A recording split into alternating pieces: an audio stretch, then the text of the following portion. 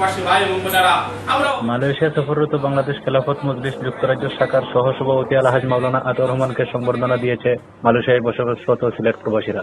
শুক্রবার কুয়ালালামপুরের রাজধানী রেস্টুরেন্টে অনুষ্ঠিত সভায় সভাপতিত্ব করেন সিলেট প্রবাসী কমিউনিটির নেতা হাজী আব্দুস সাত্তার। মাওলানা হাবিবুর রহমানের সঞ্চালনায় অনুষ্ঠানে প্রধান বক্তার বক্তব্য রাখেন ইসলামী বিশ্ববিদ্যালয়ের গবেষক প্রফেসর শহীদুল ইসলাম ফারুকী। বিশেষ অতিথি হিসেবে বক্তব্য রাখেন বিশিষ্ট কলাম লেখক রুহুল আমিন সাদি, বঞ্চিত গ্রাম বাংলা পরিষদের সভাপতি মৌলানা সাইফুল ইসলাম ইয়াহিয়া, সাংবাদিক আহমদুল কবির, সৈয়দ জাহাঙ্গীর আলম, নুরুল আমিন আলেক সহ অনেকে। বক্তারা সিলেট 2 আসনের সংসদ সদস্য পদপ্রার্থী আতাউর রহমানকে আগামী নির্বাচনের যোগ্য প্রার্থী হিসেবে অভিহিত করেন। প্রধান অতিথির বক্তব্যে আতাউর রহমান বলেন, সিলেটের অবহেলিত বঞ্চিত মানুষের পাশে দাঁড়ানোই আমার মূল লক্ষ্য।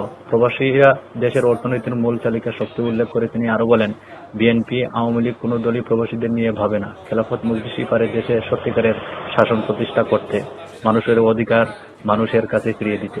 এর আগে প্রধান অতিথিকে ফুল দিয়ে বরণ করে নেন মালয়েশিয়ায় বসবাসরত সিলেট প্রবাসীরা। মালয়েশিয়া থেকে আহমদুল কবির, লন্ডন বাংলা টিভি।